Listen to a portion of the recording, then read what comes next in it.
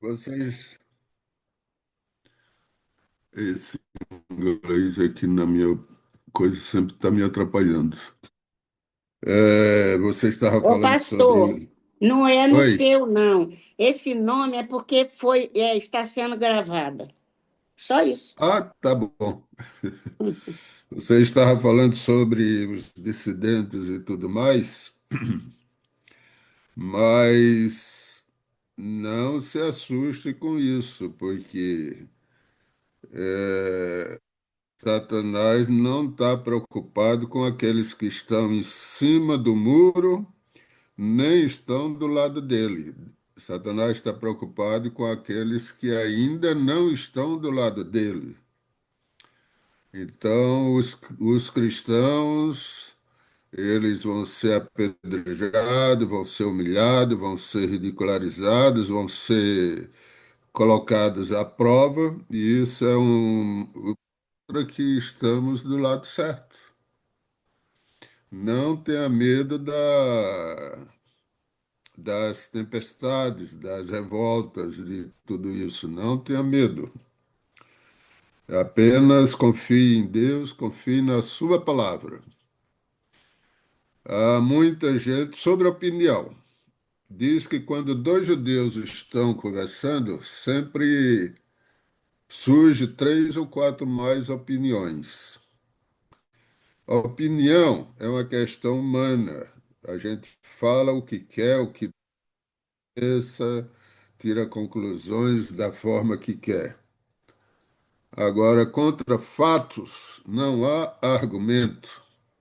Contra o que a Bíblia diz, não há argumento. Em vez de ficar discutindo com esse tipo de pessoas, cita a Bíblia. Se ele rejeita, é problema dele. Alguém já veio falar para mim e disse: eu posso provar dentro da Bíblia que Jesus pecou. Eu disse: meu amigo, não perca tempo comigo, não. Procura outro. Se Jesus tivesse pecado, ele era incapaz de ser nosso Salvador. Um pecador salvando outro pecador, onde já a gente tem essa segurança baseada na Bíblia. Se não lê a Bíblia e não pede o Espírito Santo para entender, absorver, praticar, que é justamente o assunto hoje, para meditação, vou falar sobre querer, desejar e obedecer. O querer é ter a vontade de possuir ou obter algo. Querer é ter a vontade de possuir ou obter algo. O querer, ele tanto pode ser destinado para as coisas boas como para as coisas ruins. Mas o cristão, ele tem que ter em mente que o foco principal dele é ir para o céu. Não importa o que aconteça ao seu redor, caia 1.000 ao teu lado, 10.000 à tua direita, tu não serás atingido. O cristão não fica focado nas tragédias, nas tempestades, nas revoltas que aparecem ao lado dele. Céu é Jesus Cristo, é morar com Cristo, morar com Deus. Então vamos lá, porque Deus é o que opera em vós, tanto o querer como o fazer, segundo a sua boa vontade. Filipenses 2,13. No estudo hoje, vamos mostrar que a gente tem que querer, a escolha é nossa, o livre-arbítrio é nosso. Deus não nos obriga a nada. Então, constantemente a gente tem que estar em vigilância para dizer para o mundo de qual lado nós estamos, de qual lado eu estou. E querer fazer a vontade de Deus é nosso, pertence a gente.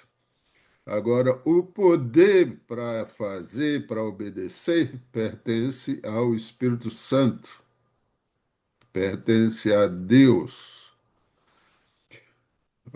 Só para falar uma coisa mais recente, eu cheguei a 99 quilos. esforço que eu fazia, não conseguia diminuir de peso. Só vinha aquela vontade de comer, comer, comer. E um dia eu orei, Senhor, tá difícil, eu quero emagrecer e eu não consigo. Eu estou com um vício em comer. E tu tens que me ajudar. E aí eu passei aquela vontade doida de comer, foi passando, e aí eu como pouco, pouca coisa. E já perdi 16 quilos. De 99 quilos, estou com 83. Há muita coisa, se não tudo na nossa vida, só Deus para ajudar. Não adianta você querer e se esforçar sozinho, porque a comida é um vício, a droga é um vício, comer açúcar doce é um vício, refrigerante é um vício. Se essas coisas te prendem e você não consegue se livrar, e você não vai se livrar, então você tem que pedir a Deus. Senhor, eu quero largar isso, eu quero deixar, não quero mais fazer isso. E aí Deus te dá o poder. Ellen White diz o seguinte: por que Deus não atende muitas orações? Sabe por quê? Porque apenas desejamos.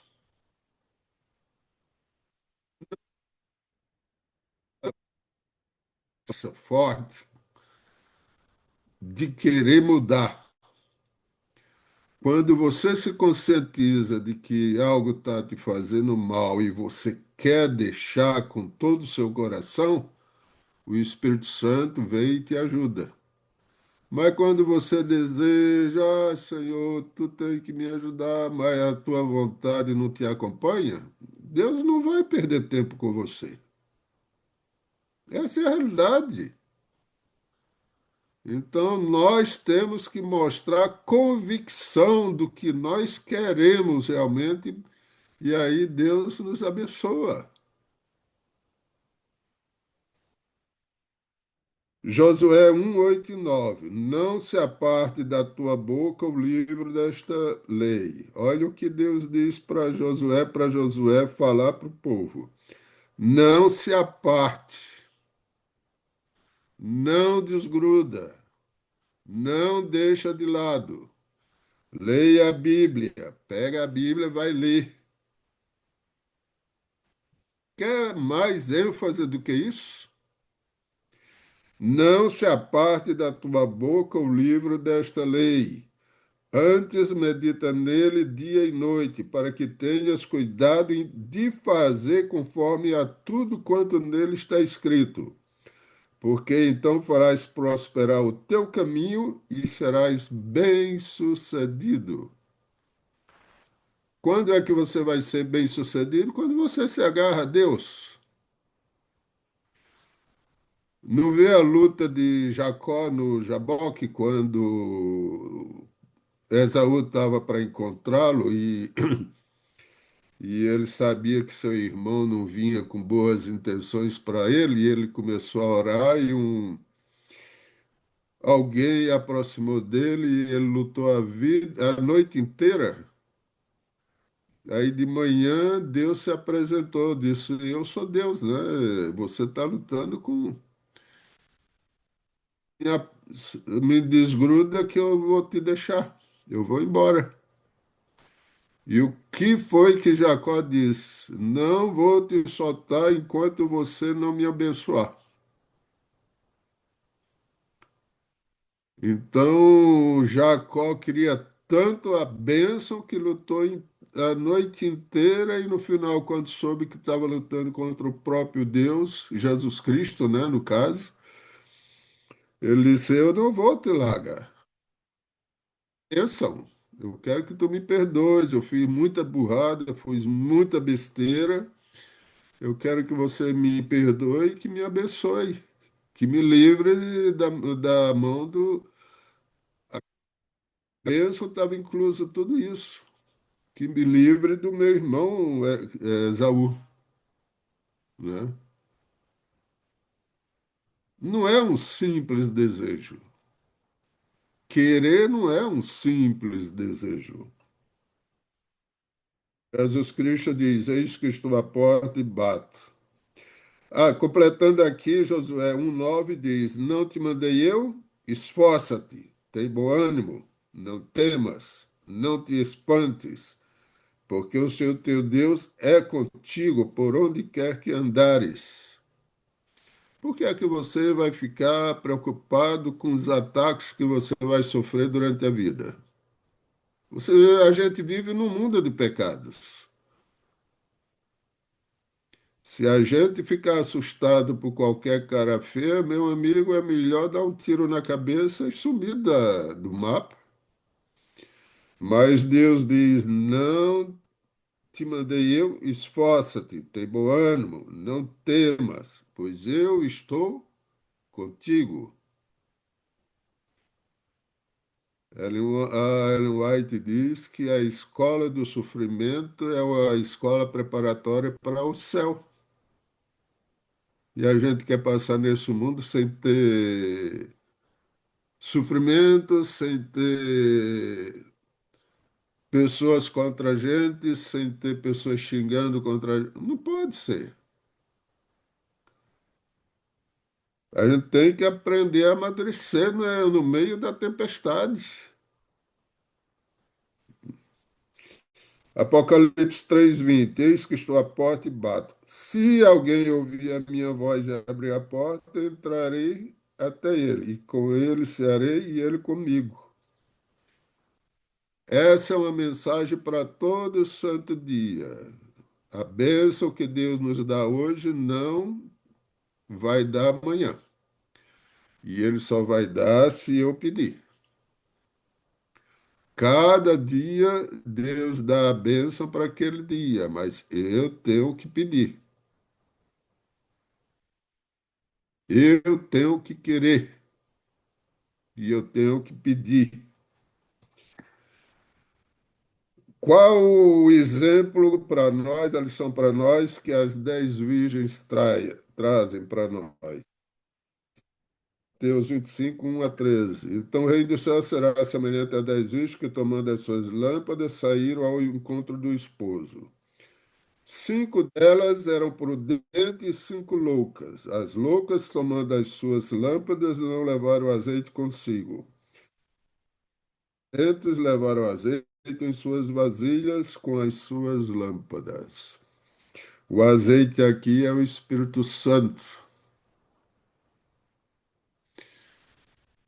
A igreja, por incrível que pareça, nós estamos dormindo, todos somos ovelhas, mas é na dificuldade que a gente sabe que quem é de Deus e quem não é de Deus, quem está com o Espírito Santo e quem não está com o Espírito Santo. É na dificuldade. As prudentes liam a Bíblia, procuravam se fortalecer, tinham o Espírito Santo. As loucas, elas simplesmente liam a Bíblia, desejavam aquela coisa que levava a vida empurrando com a barriga. Essa é a diferença. Tem uns que levam a vida de cristão empurrando com a barriga. A igreja faz as suas atividades e é empurrando com a barriga. Mas as prudentes, elas querem ver Cristo voltar e faz tudo para ver Cristo voltar. Faz tudo que está ao seu alcance. Há uma grande diferença entre o querer e o desejar. O dicionário sobre, eu procurei ver o dicionário sobre o desejar. Querer é ter a vontade de possuir ou obter algo. Desejar.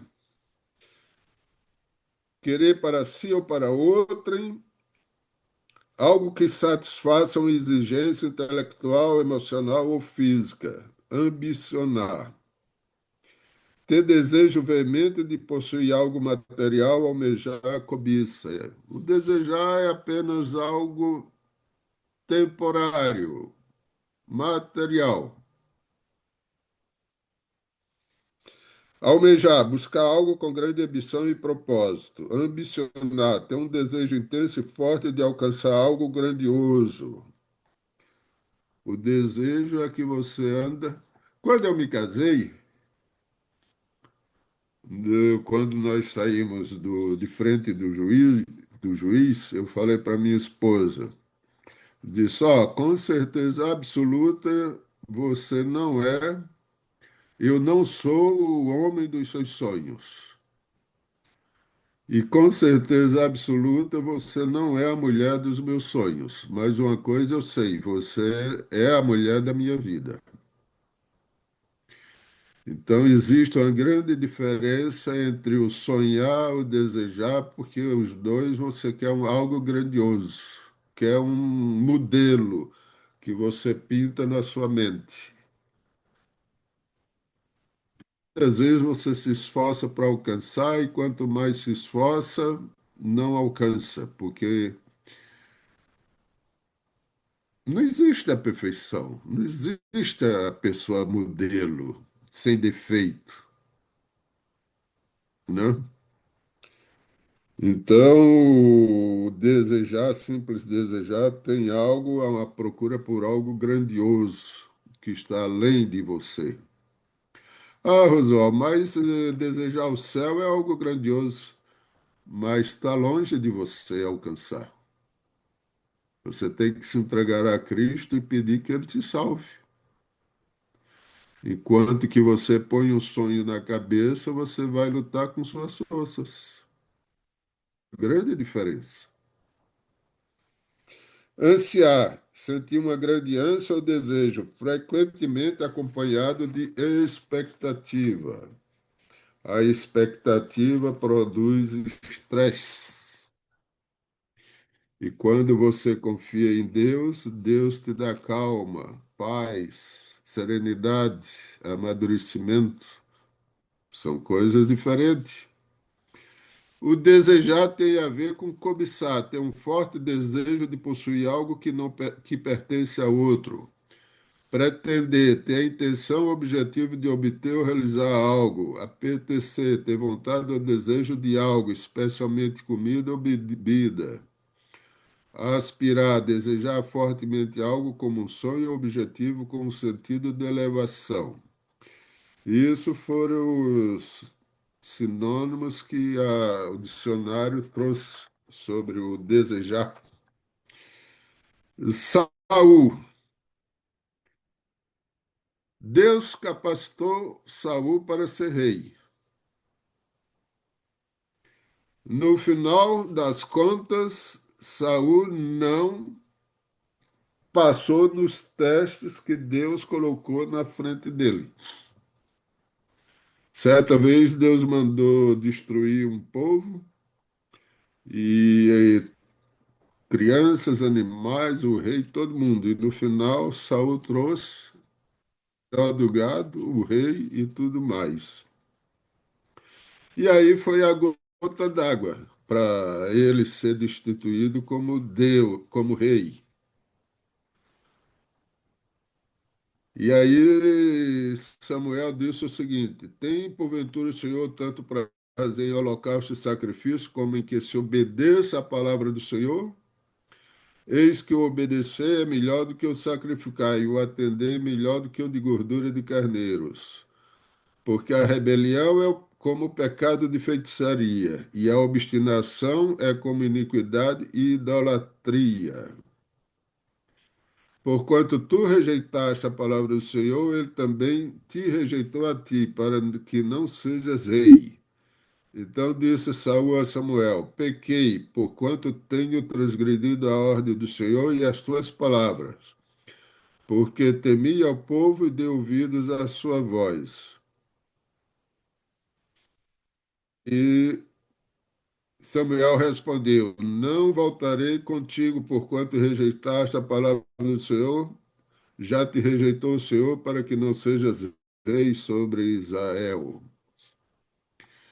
Então, quando a gente resolve fazer aquilo que dá na nossa cabeça, seguir os nossos próprios caminhos, sem ser abençoado por Deus, a coisa complica.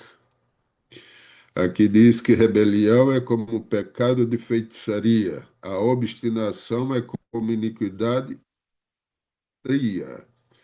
Você está adorando a você mesmo ao fazer a sua vontade longe de Deus, você passa a ser o seu próprio Deus.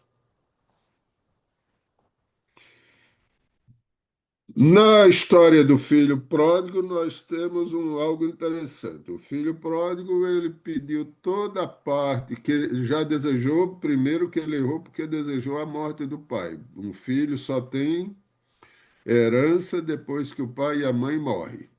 E quando o filho pródigo pediu ao pai, dá a parte que me pertence, é como ele estando a assassinar o seu próprio pai. E aí o pai simplesmente deu. O pai podia ter dito: não, não vou te dar, porque eu não morri, estou vivo, isso é meu. Eu trabalhei, consegui, você vai trabalhar e vai conseguir. O pai poderia ter respondido dessa forma, mas na parábola o pai foi e deu. E ele foi, saiu de casa, gastou toda a sua herança. No final foi colocado junto a comer cuidar de porco, comer a comida dos porcos e tudo mais. Mas eu quero chamar a atenção, o filho pródigo, se arrependeu e voltou para casa. A intenção do filho pródigo já não era mais nem para ser tratado como filho. Já que ele desejou a morte do pai e pegou sua herança, sua parte e foi embora, ele sentia que já não tinha mais parte naquela casa. Então, o filho pródigo, ele desejou voltar para casa como empregado do pai, como servo. Então, isso mostra que ele realmente estava arrependido. E o pai o acolheu e fez uma grande festa. Mas olha só a reação do irmão. O irmão, ao chegar, ficou indignado e não queria entrar na casa. O pai saiu, rogava-lhe que entrasse com ele. Mas respondendo ele, disse ao pai: Eis que te sirvo há tantos anos sem nunca transgredir o teu mandamento e nunca me deste um cabrito para alegrar-me com os meus amigos. Vindo este teu filho que desperdiçou os teus bens com as meretrizes, mataste-lhe o bezerro cevado. E ele disse, o pai disse: Filho, tu sempre estás comigo e todas as minhas coisas são tuas. O filho pródigo se sentia vítima, mas ele nunca se sentiu, não é engraçado? Ele nunca se sentiu parte da família como filho. Estava dentro de casa, cuidava das coisas do pai, mas não se sentia como filho. Porque o pai disse: tudo que eu tenho é teu. Você não quis fazer festa, você não quis participar, porque você não quis. E isso não acontece com a gente? Ah, Senhor, cura-me disso. Mas às vezes isso é um desejo, uma desconfiança, uma dúvida que cai na nossa cabeça. Ah, eu acho que Deus não vai me dar. Ah, Senhor, eu quero um emprego, me ajuda a ter um emprego. Ah, mas Deus não vai me dar isso porque eu não mereço. Ah, Senhor, eu quero tanto me casar com alguém que seja cristão, mas na hora de encontrar uma moça, um rapaz, ele faz o que ele bem entende.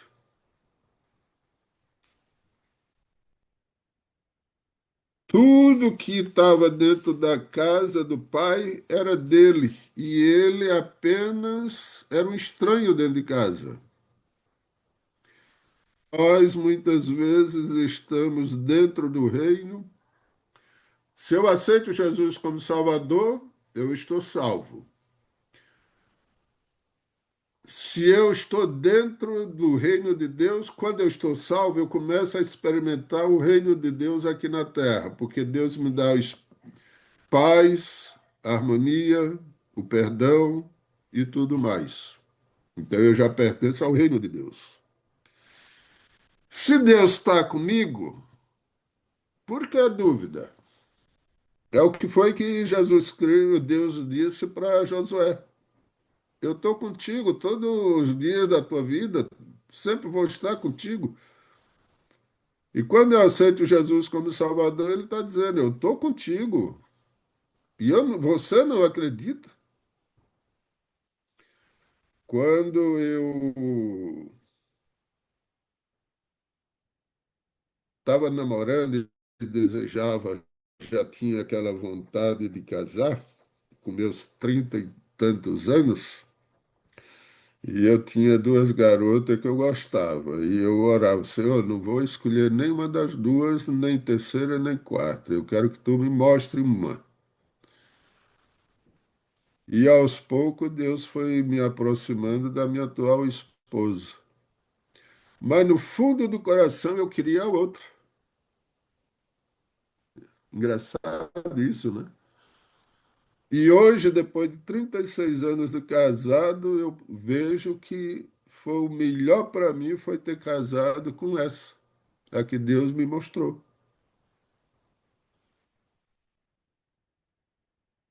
Quando você é cristão, confia em Deus, quer fazer a vontade de Deus, você tem que confiar em Deus, Ele está com você. Ah, mas não deu certo porque a igreja, porque isso, porque Deus não liga para mim. O filho pródigo estava dentro de casa, tinha toda a riqueza à disposição dele e ele não usufruía. E assim são muitos cristãos. Estão na igreja, estão com Cristo, Cristo está com ele, no reino de Deus. Só reclama, só reclama, só reclama. Deus não atende reclamações, Deus atende pedido. E Deus atende pedido baseado em necessidades. Deus não vai atender aquele pedido seu que é para suas vaidades e tudo mais. Aquilo que não vai te fazer bem. Mas quando é uma necessidade sua, pode ter certeza que Deus vai atender.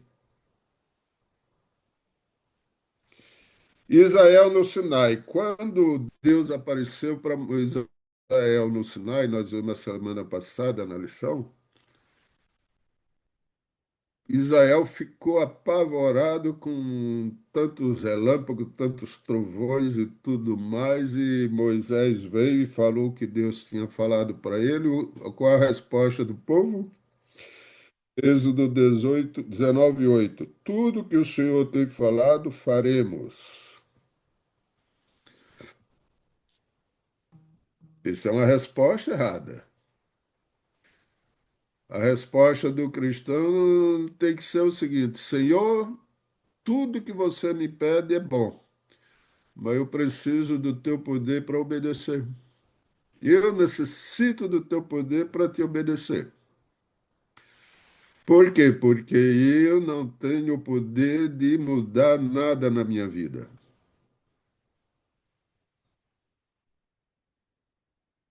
Caim, qual dos dois altares entre Caim e Abel o mais bonito? O de Abel, que era um animal morto, sangrando, ou de Caim, que era cheio de frutas, verduras, aquilo que ele plantava, e ele deve ter colocado flores, deve ter enfeitado. Qual o altar mais bonito? O de Caim. A gente sempre acha que o jardim da casa do vizinho é mais verde e mais bonito do que o nosso, né? Mas você perguntou a Deus se é aquilo que ele quer?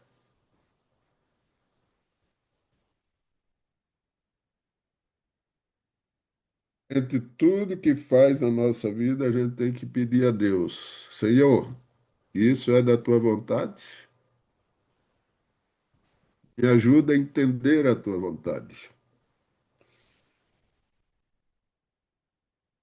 E aí, quando Caim e Abel ofereceram o seu sacrifício, Deus aceitou o sacrifício de Abel e não de Caim.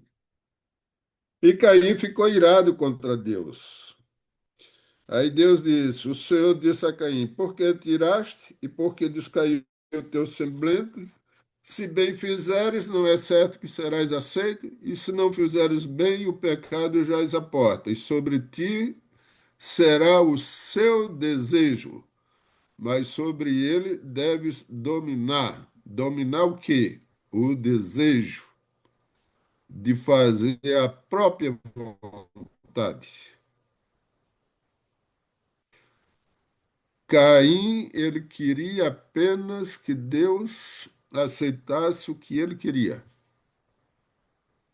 Esse é o meu desejo, essa é a minha vontade, esse é o que eu quero e Deus tem que me abençoar. E Deus não abençoa. Deus não abençoa quando a gente resolve fazer apenas a nossa vontade. E esse é o erro de muitas, é o erro que a gente muitas vezes cai. Ah, esse é um bom caminho, eu vou ganhar bem, eu vou. A maior desgraça hoje de um pai e de uma mãe é colocar um filho numa faculdade federal aqui no Brasil, principalmente na área de humanas, porque sai de lá louco, varrido. Então a gente tem que perguntar, ainda bem que quando foi meu filho quis escolher qual faculdade queria, a gente visitou várias faculdades, mas eu falei para ele, só filho, o SESI, o SESC, eles agem muito na prática e é uma boa faculdade. E aí ele escapou das faculdades federais para não tornar ele um maluco, né? Mas em todo canto tem uns malucos, até em faculdades adventistas tem uns professores malucos falando besteira. E o jovem ele precisa obediência, querer, desejar e obedecer. Querer sem obediência é a mesma coisa que nada. Gênesis 12:1. O que foi que Abraão queria da vida? Abraão queria, já estava com 75 anos, queria terminar os seus dias junto com a família, junto com a sua família, mas chega Deus e diz: Abraão, tua vida está muito folgada.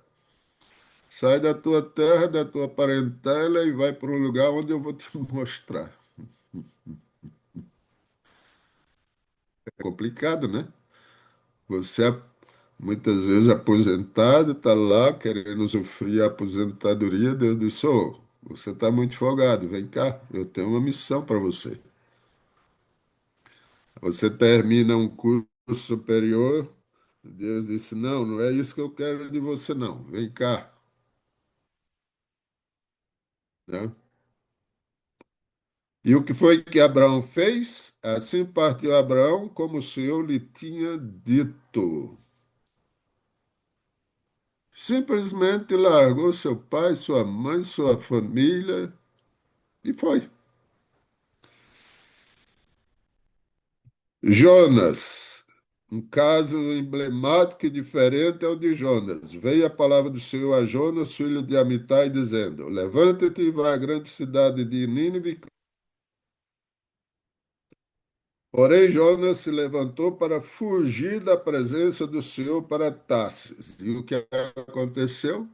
Deus mandou uma tempestade, jogaram Jonas no mar, Deus providenciou um peixe, E no final, Jonas orou para que Deus o salvasse. Deus mudou a missão de Jonas? Jonas 3, de 1 a 3. Quando o peixe vomitou Jonas na praia, veio a palavra do Senhor segunda vez a Jonas, dizendo: Levanta-te e vai à grande cidade de Nínive e prega contra ela a mensagem que eu te digo. Abraão e Jonas eram profetas, filhos de Deus, do povo de Deus. Se Deus não pode contar com a gente, então, para que a gente está desejando, está querendo ir para o céu? Fazer o quê? Se eu não quero obedecer a Deus nesse mundo, então, para que querer ir para o céu? Tiago diz: Meus irmãos, que aproveita se alguém disser que tem fé e não tiver as obras, porventura a fé pode salvá-lo? Assim também a fé, se não tiver as obras, é morta em si mesmo. Mas dirá alguém: Tu tens fé e eu tenho as obras. Mostra-me a tua fé sem as tuas obras, e eu te mostrarei a minha fé pelas minhas obras. Tu crês que há um só Deus, fazes bem, também os demônios o creem e estremece. Mas, ó homem vão, queres tu saber que a fé sem as obras é morta? Tens vez aqui Tiago cita Abraão. Abraão não foi justificado pelas obras. Porventura, o nosso pai Abraão não foi justificado pelas obras quando ofereceu sobre o altar o seu filho. Bem veis que a fé cooperou com as suas obras, e que pelas obras a fé foi aperfeiçoada. Então veja bem, a forma de sermos salvos é confiar em Cristo. Mas o que foi que Cristo disse? Se você me ama, guarda os meus mandamentos. Então não pode os dois estar separados. Fé e obediência não pode separar um do outro.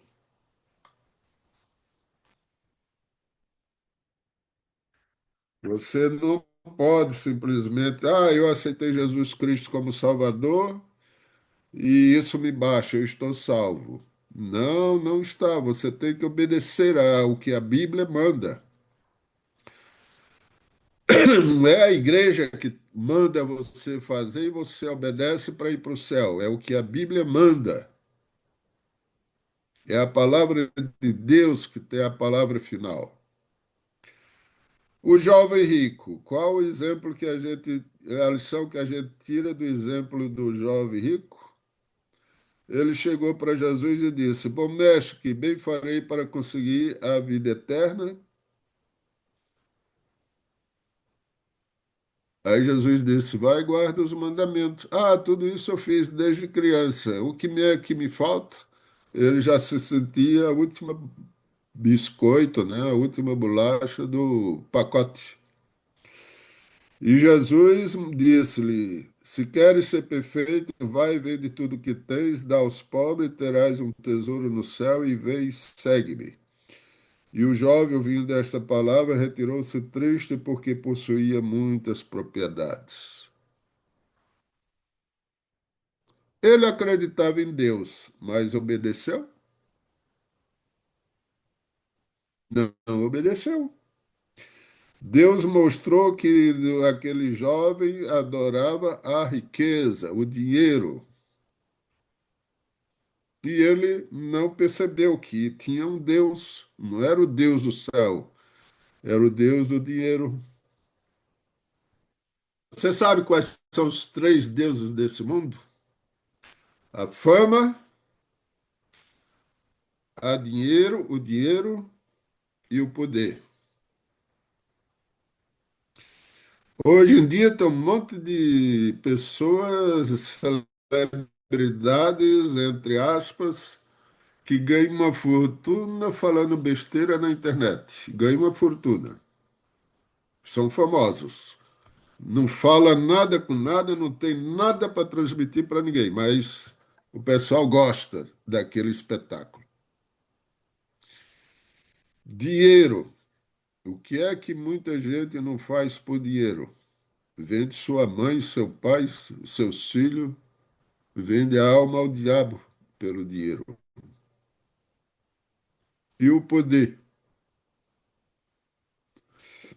Então, a gente tem que tomar cuidado. Ah, mas eu não sou político, graças a Deus que não sou político nem sou rico. Não tem nada a ver com isso. Deus te deu o poder de ser mãe, Deus te deu o poder de ser pai, Deus te deu o poder de ser filho, Deus te deu o poder. Você abusa desse poder? Ter no filho para corrigir é uma coisa, espancá-lo é outra coisa. É o poder do pai e da mãe. Para os nossos filhos, nós somos como Deus. Estamos transmitindo a mensagem de Deus para eles. E se eu não sou uma pessoa justa, correta, coerente, cristã, eu estou ensinando tudo errado para o meu filho. Se eu coloco dinheiro acima deles, eles vão ver que o teu amor não é para eles, é para o teu dinheiro, para o teu emprego, para tudo. E aí a gente tem que trazer tudo isso para a nossa experiência diária.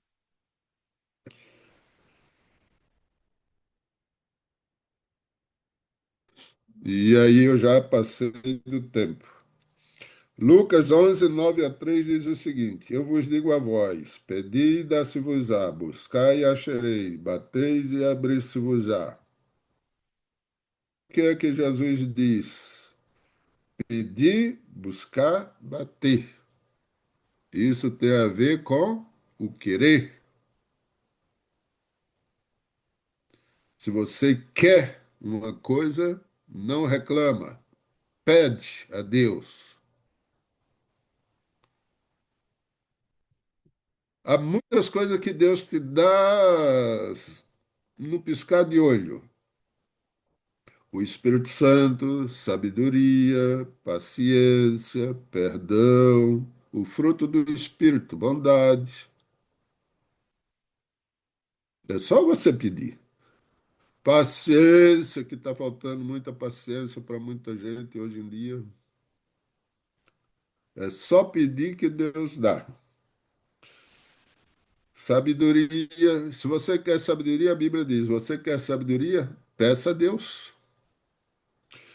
Porque qualquer que pede, recebe. Quem busca, acha. Quem é o pai o pai de entre vós, que se o filho lhe pedir pão, lhe dará uma pedra, ou também se lhe der peixe, lhe pedir peixe, lhe dará uma serpente.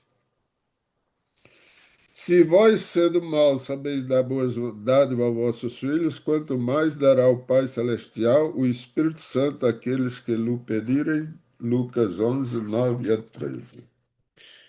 Eu acho interessante que muita gente ora, ora, ora pelo Espírito Santo, mas a gente tem que fazer um exame de consciência. Deus dá o Espírito Santo para gente, mas para quê? O Espírito Santo é dado para me fazer uma boa pessoa, ter o fruto do Espírito, bondade, paciência, humanidade e tudo mais. Eu peço o Espírito Santo e ele não deixo ele me ajudar a transformar meu coração. Para que serve o Espírito Santo? O Espírito Santo, por pedir, não adianta, minha gente. A religião é prática. Eu já repeti isso 300 vezes aqui. Religião é prática. Você tem um problema de caráter, um problema que você enfrenta e não consegue mudar, não vai conseguir mudar por você. Diz, Senhor, eu preciso de paciência, me dá paciência, porque se você me der o poder, eu rebento esse cara. Então, em vez de poder, pede paciência. Senhor, eu ando muito egoísta, transforma meu coração. É assim E- que tem que ser a oração. Que Deus nos abençoe e nos ajude a transformar a religião em prático, um relacionamento vivo com Cristo, com Deus. Que Deus nos abençoe e nos ajude. Desculpa, eu não... Querido querido Deus, nós te agradecemos por esse bom momento para estar conversando. Tu sabes os problemas que cada um de nós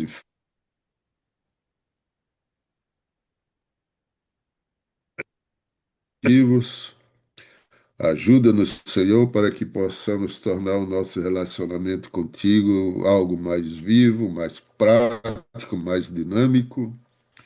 Nos capacita, nos dá o poder para te obedecer, para fazer o que tu queres. Precisamos de ti e nos salva para o teu reino. Te agradecemos em nome de Jesus. Amém.